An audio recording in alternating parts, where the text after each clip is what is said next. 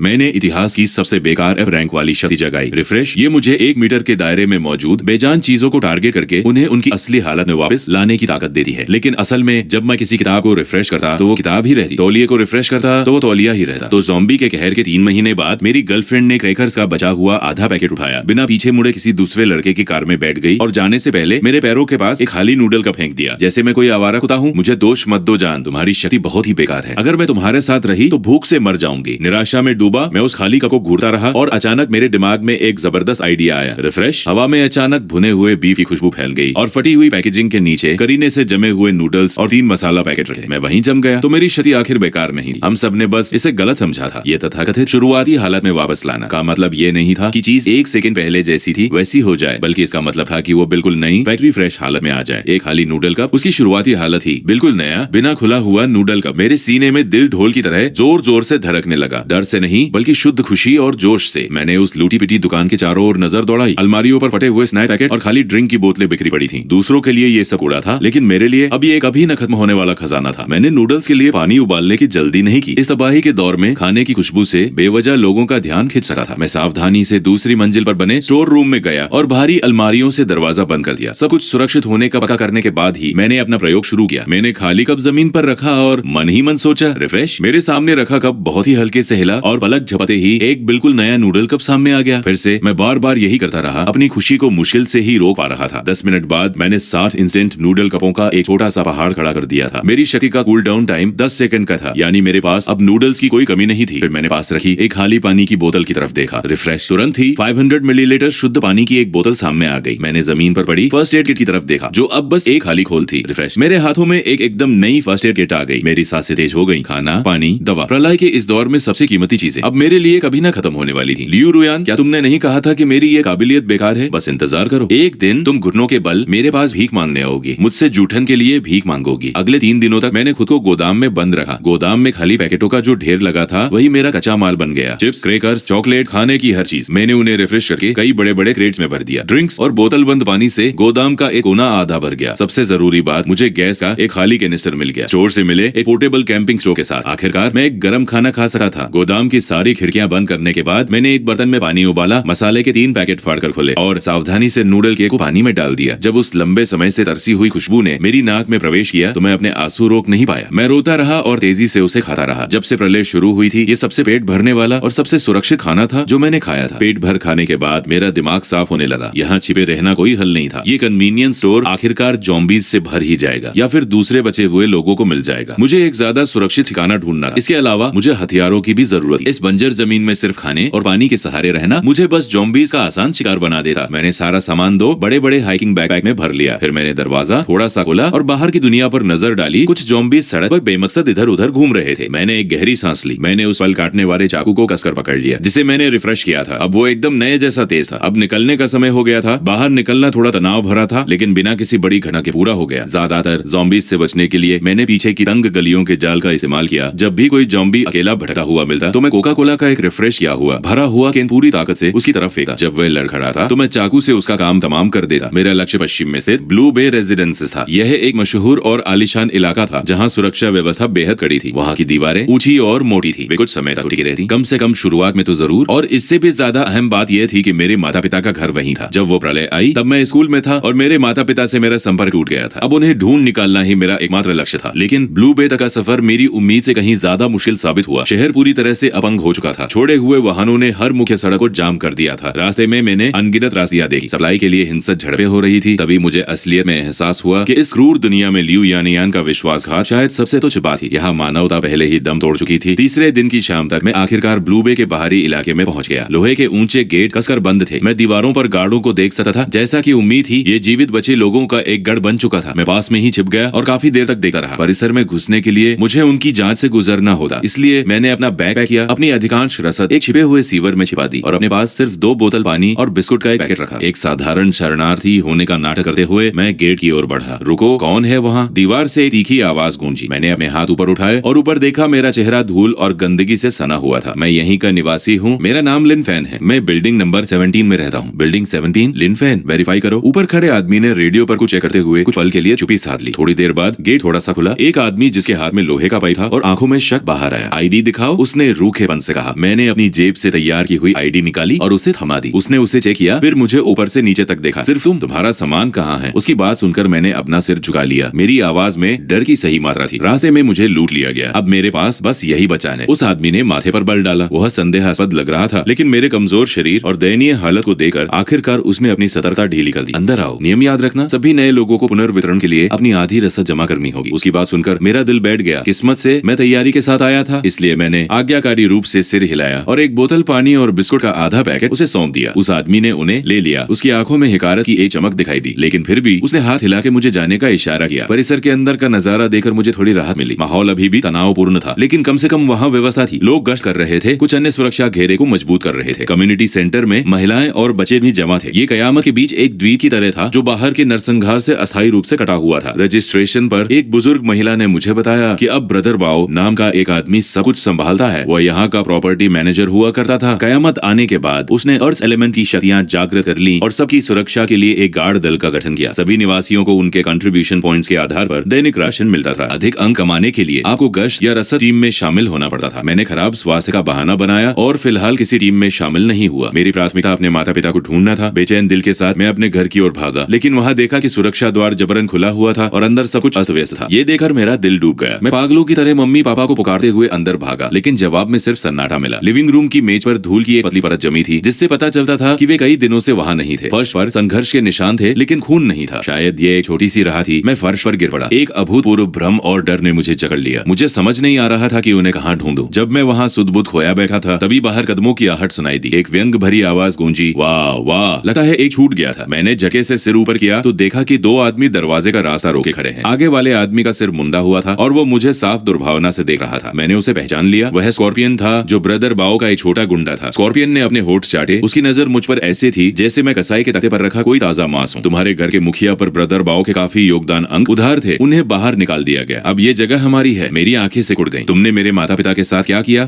बस बाहर निकाल दिया। इस कयामत में निकम्मों के साथ यही होता है, लेकिन तुम काफी काबिल लगते हो। अगर तुम हमारे साथ रहने और हमारे छोटे मोटे काम करने के लिए तैयार हो तो हम तुम्हें यहाँ गुजारा करने देने के बारे में सोच सकते हैं। मैं कितना भूला था। सोच रहा था कि ये जगह एक सुरक्षित पनाहगाह है। पता चला कि यहाँ भी वही जंगल का कानून है। जैसे जैसे वे करीब आए, मेरा हाथ चुके से मेरे बैग की साइड पॉकेट की ओर बढ़ा। अंदर एक फलों वाला चाकू था, जिसे मैंने चमकती धार तक तेज किया था। लेकिन जैसे ही मैं अपनी जान की बाजी लगाने के लिए तैयार हुआ, दरवाजे से एक ठंडी महिला आवाज ने सब कुछ रोक दिया। रूक स्कॉर्पियन और उसके आदमी बीच में ही ठिठक गए। जब उन्होंने देखा कि वो कौन है, तो उनकी मुस्कुराहट तुरंत गायब हो गई। उसकी जगह चापलूसी भरे सम्मान ने ले ली। दरवाजे पर खड़ी महिला ने काले रंग के कॉम्बैट गियर पहने थे। उसके हाथ में एक तलवार थी, जिसकी ब्लेड पर अभी भी गहरे लाल रंग के धब्बे थे। उसके पीछे उतने ही शक्तिशाली दिखने वाले टीम के सदस्य थे। मैं उसे जानता था। ये शेन लिंग थी, गार्ड की सबसे मजबूत लड़ाकू, टुकड़ी ब्लेड की कप्तान। अफवाह थी कि उसने एक दुर्लभ मेटल टाइप की क्षमता हासिल कर ली है। उसकी ताकत अथाह थी। वो ब्रदर बाओ का सबसे भरोसेमंद हथियार थी। शेन लिंग ने स्कॉर्पियन को नजरअंदाज किया और उसकी आंखें मुझ पर टिक गईं। उसने सपाट आवाज में पूछा, यहाँ क्या हो रहा है? मैंने इस मौके को लपत लिया और फौरन कहा, ये लोग मुझे डराने धमकाने की कोशिश कर रहे हैं। ये सुनकर स्कॉर्पियन का चेहरा पीला पड़ गया और वो सफाई देने के लिए आगे बढ़ा। कैप्टन शेन, इसकी बकवास मत सुनिए। इसके माता पिता पर योगदान अंक उधार थे। हम बस संपत्ति वापस लेने आए हैं। क्या संपत्ति वापस लेने के लिए तुम दो लोगों की जरूरत है और दरवाजा रोकर खड़े होने की? शेन लिंग की आवाज ऊंची नहीं थी, फिर भी उसमें पूर्ण अधिकार और दबदबा था। यहाँ से दफा हो जाओ अभी। स्कॉर्पियन ऐसे भागा जैसे उसे मौत की सजा से माफी मिल गई हो। वह घबराहट में अपने आदमियों को भी घसीटे हुए ले गया। खतरा टलते ही मेरा तना हुआ शरीर ढीला पड़ गया और मैं लगभग गिर ही पड़ा। शेन लिंग ने मुझे गौर से देखा। उसके माथे पर हल्की सी शिकन उभरी। आगे से उस भीड़ से दूर रहना वह स्पष्ट रूप से इस मामले में और नहीं पड़ना चाहती थी। वो जाने के लिए मुड़ी, तभी मैंने उसे रोकने के लिए आवाज दी, कैप्टन शेन, क्या आपको पता है कि वे मेरे माता पिता को कहाँ ले गए हैं? उनका नाम लिमे जियांगू और वांग शुमेई है। शेन लिंग ने कुछ पल सोचा, फिर उसे कुछ याद आया। ब्रदर बाओ ने उन सभी लोगों को जिनके पास कोई अलौकिक शक्ति नहीं है और उन बुजुर्गों और दिव्यांगों को जो भारी श्रम नहीं कर सकते, नॉर्थ गेट के बाहर बनी एक पुरानी फैक्ट्री में भेज दिया है। वो इसे कुदरत को अपना फैसला लेने देना कहते हैं। मेरा दिल बैठ गया। वैसे सुनसान फैक्ट्री, न खाना न सुरक्षा, यह तो मौत का इंतजार करने जैसा ही था। शेन लिंग के जाते ही मैंने तुरंत दरवाजा बंद कर लिया। मुझे उतर द्वार वाली फैक्ट्री तक पहुंचना ही था। मुझे अपने माता पिता को ढूंढना था, लेकिन पहले मुझे ताकत की जरूरत थी। मैंने अपने बैग से एक चॉकलेट बार निकाली और ऊर्जा के लिए उसे जल्दी से खा लिया। तभी मेरी नजर उस लोहे के पाइप पर पड़ी जिसे स्कॉर्पियन छोड़ गया था। वो जंग लगा और थोड़ा मुड़ा हुआ था। मैंने उस पर अपना हाथ रखा और उसे रिफ्रेश कर दिया। देखते ही देखते एक बिल्कुल नया चमकता हुआ स्टील का पाइप मेरे हाथ में था। लेकिन इतना काफी नहीं था। मैं रसोई की ओर भागा और मुझे अपने पिता की पुरानी आउटडोर सर्वाइवल किट मिल गई। उसके अंदर एक मिलिट्री शोवल, एक कुल्हाड़ी और एक खंजर था। वे सभी इस्तेमाल न होने के कारण कुंद पड़ चुके थे। मैंने उन तीनों हथियारों को रिफ्रेश किया, जिससे वे तुरंत बिजली की तरह तेज धार वाले हो गए। रात होते ही मैं गार्डों की शिफ्ट बदलने के दौरान दौरान चुपके से बाहर निकल गया और खामोशी से उत्तर द्वार की ओर बढ़ गया। यह मुख्य द्वार की तुलना में बहुत अधिक उजाड़ था। वहाँ सिर्फ 2 गार्ड उबासी लेते हुए पहरा दे रहे थे। मैंने उन्हें सतर्क नहीं किया। इसके बजाय मैंने निगरानी कैमरों का एक ब्लाइंड स्पॉट ढूंढा। अपनी रिफ्रेश की हुई नई रस्सी का उपयोग करके मैं आसानी से 3 मीटर ऊंची दीवार फांद गया। दीवार के उस पार बंजर जमीन थी। दूर मुझे वो फैक्ट्री दिखाई दे रही थी जो एक शांत लोहे के देते की तरह खड़ी थी। हवा में सड़न की दुर्गंध थी। अंधेरे में कभी कभी ज़ोंबियों के गुर्राने की आवाज गूंज उठती थी। मैंने पाए को मजबूती से पकड़ा और झुककर तेजी से फैक्ट्री की ओर बढ़ने लगा। लेकिन जैसे जैसे मैं फैक्ट्री के पास पहुंचा, ज़ोंबियों की संख्या बढ़ती गई। मैं एक ढहती हुई दीवार के पीछे छिप गया। फैक्ट्री के गेट पर कम से कम 1 दर्जन ज़ोंबी जमा थे जो किसी शोर की वजह से वहां खींचे चले आए थे। वे पागलों की तरह फैक्ट्री के बंद लोहे के गेट को पीट रहे थे, जबकि अंदर से दबी कुचली चीखें सुनाई दे रही थी। मेरे माता पिता वहीं अंदर थे। मैं बेचैन हो उठा, लेकिन मेरे दिमाग ने चेतावनी दी कि जबरदस्ती अंदर घुसना ठीक नहीं होगा। मैंने अपने आसपास का मुआयना किया और फैक्ट्री के बगल में ऊंची खिड़कियों की एक कतार देखी जो जमीन से लगभग 4 मीटर ऊपर थी। शायद मैं वहां से घुस सका। फैसला लेते ही मैं हरकत में आ गया। मैंने एक पत्थर उठाया और उसे पूरी ताकत से दूर खड़ी एक पुरानी कार की ओर फेंका। वो शीशे से टकराया और एक जोरदार दरार की आवाज हुई। उम्मीद के मुताबिक गेट पर खड़े ज़ोंबी उस तरफ आकर्षित हुए और धीरे धीरे उस आवाज की ओर बढ़ने लगे। मौका पाकर मैं फैक्ट्री की दीवार की तरफ भागा। मैंने अपने बैग से एक रस्सी निकाली जिसके एक सिरे पर चढ़ने वाला कांटा बंधा था। मैंने उसे जोर से घुमाकर फेंका। कांटा खिड़की की चौखट में मजबूती से फंस गया। मैंने एक गहरी सांस ली और फुर्ती से रस्सी के सहारे ऊपर चढ़ गया। खिड़की से अंदर कूदकर मैंने फैक्ट्री के फर्श पर रोल किया। वो एक विशाल प्रोडक्शन फ्लोर था जो जंग लगी मशीनों और बिखरे हुए पुर्जों से भरा था। टूटी हुई छत से चांदनी की हल्की किरणें छनकर आ रही थी। वर्कशॉप के दूसरे छोर से सुबकने और बहस करने की दबी हुई आवाजें आईं। मैं सावधानी से आवाजों का पीछा करने लगा। फेंकी गई मशीनों से घिरे एक कोने में मैंने दर्जनों जीवित बचे लोगों को देखा, जिनमें ज्यादातर बुजुर्ग और बच्चे थे। मैंने तुरंत उनके बीच अपने माता पिता को पहचान लिया। वे कोने में दुबके हुए थे। मेरी माँ अपने घुटनों को पकड़कर चुपचाप रो रही थी, जबकि मेरे पिता ने उन्हें कसकर पकड़ा हुआ था और उन्हें सांत्वना दे रहे थे। मेरे आंखों में तुरंत आंसू भर आए। मेरे गले से एक चीख निकल गई। मेरी आवाज सुनकर सब चौंक गए और सबकी निगाहें मेरी तरफ मुड़ गईं। मेरे माता पिता का सिर झटके से ऊपर उठा। जैसे ही उन्होंने मुझे देखा, उनके चेहरे सदमे से बदलकर शुद्ध खुशी में बदल गए। मेरी माँ चिल्लाई और दौड़कर मेरी ओर आई। कयामत के इस दौर में हमारा 3 लोगों का परिवार एक दूसरे के गले लगकर रो पड़ा। मिलन की इस खुशी ने सारे डर और चिंता को धो दिया। लेकिन जल्द ही एक कड़क आवाज ने उस भावुक पल को चकनाचूर कर दिया। ओए, तुम कहाँ से आए? एक चेहरे पर निशान वाला स्कार फेस्ड आदमी आगे आया, जिसके पीछे कई हटे कटे युवक थे। साफ था कि यहाँ का नेता वही था। उसकी लालची नजरें मेरे कंधों पर टंगे भारी बैग पर टिकी थी। हिम्मत तो है तुझमें बचे, यहाँ तक अकेले पहुंच गए। इस बैग में क्या है? इसे खोलो, जरा हम भी देखें। मैं अपने माता पिता के सामने खड़ा हो गया और ठंडी नजरों से उसे घूरने लगा। ये मेरा है। तेरा? स्कार उपहास से हंसा। यहाँ किसी का कुछ नहीं है, सब मेरा है। अगर अपनी भलाई चाहते हो तो बैग मेरे हवाले कर दो, वरना। उसने अपनी माचिस लहराई। धमकी साफ थी। उसके गुंडे शिकारी की तरह मुझे घेरते हुए पीछे से करीब आ गए। इन लोगों द्वारा यहाँ खदेड़े गए बुजुर्ग और कमजोर लोग खामोश गुस्से से उबल रहे थे, लेकिन वे सिर्फ दया भरी नजरों से देख सकते थे। ये देखकर मेरे पिता ने मुझे अपने पीछे खींच लिया और स्कार को देखकर एक मजबूर मुस्कान दी। साहब, मेरा बेटा अभी नासमझ है। उसके बैग में बस थोड़ा सा खाना है, आप सब ले लीजिए, बस उसे चोट मत पहुंचाना। बहुत देर हो चुकी है, स्कार ने घृणा से कहा। अब मुझे सिर्फ बैग नहीं, इसकी जान चाहिए। जैसे ही उसने अपनी बात पूरी की, स्कार मुझ पर झपटा। मेरी आंखों में एक ठंडी चमक औंधी। पीछे हटने के बजाय मैं आगे बढ़ा। मेरा स्टील का पाइप एक सटी कोण पर घूमा और सीधे उसकी कलाई पे जा लगा। एक जोरदार चखने की आवाज गूंजी। स्कार की कलाई एक डरावने कोण पर मुड़ गई थी। सब सुन रह गए। किसी ने उम्मीद नहीं की थी कि ये दुबला पतला दिखने वाला लड़का पलटकर हमला करेगा। दर्द के मारे स्कार पसीने पसीने हो गया। उसका चेहरा विकृत हो गया और वो दहाड़ा, तूने मुझे मारा, पकड़ो इसे, इसे पकड़ो, मैं इसे मौत की दुआ मांगने पर मजबूर कर दूंगा। गुंडे होश में आए और चिल्लाते हुए मुझ पर टूट पड़े। मैंने अपना बैग माता पिता की ओर फेंका और बचाव के लिए पाइप उठा लिया। एक गुंडे ने मुझ पर लकड़ी का डंडा चलाया। मैं तरफ झुका और अपनी कलाई घुमाई। मेरे पाइप का दूसरा सिरा सीधे उसके जांघ के बीच लगा। वो तुरंत चीखा और दोहरा होकर गिर पड़ा। मेरी कोई भी हरकत बेकार नहीं जा रही थी। हर वार सीधे उनके नाजुक जोड़ों पर पड़ रहा था। खुद को बचाने के लिए उतना काफी था। उन्हें जिससे सबसे ज्यादा डर लग रहा था वो था मेरा अंतहीन सेमिना दमखम। 2 लोगों को ढेर करने के बाद बाकी गुंडे बुरी तरह डर गए और आगे बढ़ने की हिम्मत नहीं जुटा पाए। स्कारफेस अपनी टूटी कलाई थामे सदमे और गुस्से से मुझे देख रहा था। कौन हो तुम? क्या तुम भी कोई एबिलिटी यूजर वाले हो? मैंने उसे कोई जवाब नहीं दिया, बस उसे अपनी बर्फीली नजरों से घूरता रहा। कयामत के इन महीनों में मैंने जो भी दुख झेला था वह इस समय शुद्ध क्रोध बनकर धधक उठा था। जाओ यहाँ से वरना मरो। मेरी इस बेरहमी ने सबको दंग कर दिया। स्कारफेस के चेहरे के भाव बदलने लगे। उसने उम्मीद नहीं की थी कि वो इतने खतरनाक इंसान से भिड़ जाएगा। लेकिन जब यह गतिरोध चल ही रहा था तभी अचानक फैक्ट्री का लोहे का गेट एक कान फाड़ देने वाले धमाके के साथ गूंज उठा। उसके बाद दूसरा, फिर तीसरा। ये सुनते ही भीड़ में भगदड़ मच गई। बाहर के जो भी गेट को तोड़ रहे थे, क्या हो रहा है? ये जो भी अचानक पागल क्यों हो गए? डर जंगल की आग की तरह फैल गया। स्कारफेस के पास अब इन सब के लिए समय नहीं था। वो अपने गुंडों के साथ मिलकर अपने शरीर और कचरे के ढेर से मुड़ते हुए गेट को सहारा देने लगा। लेकिन जोम्बी बहुत ज्यादा थे। टक्करों की वजह से गेट बुरी तरह पिचक गया था और उसकी कुंडी तनाव के कारण चरमरा रही थी, जो किसी भी पल टूटने वाली थी। हर कोई निराशा में डूब गया। मेरे माता पिता डर के मारे कांप रहे थे और मेरा हाथ कसकर पकड़े हुए थे। मैंने एक नजर डाली। वह एक पुराना जंग लगा लोहे का गेट था। मेरे मन में एक साहसी विचार आया। फिर स्टील का पाइप थमे हुए सबकी हैरान नजरों के के बीच मैं गेट की ओर बढ़ा। तुम क्या कर रहे हो? अपनी जान गवा बैठोगे? गेट को सहारा देने वाले गुंडों में से एक मुझ पर चिल्लाया। मैंने उसे अनसुना कर दिया और अपनी हथेली सीधे उस ठंडी जंग लगी धातु पर रख दी। फिर जब सब अविश्वास से देख रहे थे, एक चमत्कार हुआ। वो पिचा चुका टूटा फूटा लोहे का गेट जैसे समय खुद पीछे मुड़ गया हो, धीरे धीरे चिकना होने लगा, यहाँ तक कि उसका मुड़ा हुआ फ्रेम भी सीधा हो गया। महज कुछ ही सेकंड में उनके सामने एक चमकता हुआ स्टील का दरवाजा खड़ा था। जोम्बियों के हमलों के बावजूद दरवाजा मजबूती से टिका रहा और अब सिर्फ धीमी आवाजें आ रही थी। पूरी वर्कशॉप में मौत जैसा सन्नाटा छा गया। हर कोई मुझे बहुत चका होकर देख रहा था। स्कारफेस का मुंह खुला का खुला रह गया। वह अपनी टूटी कलाई का दर्द भी भूल गया। उसने मेरी तरफ इशारा करते हुए हकलाते हुए कहा,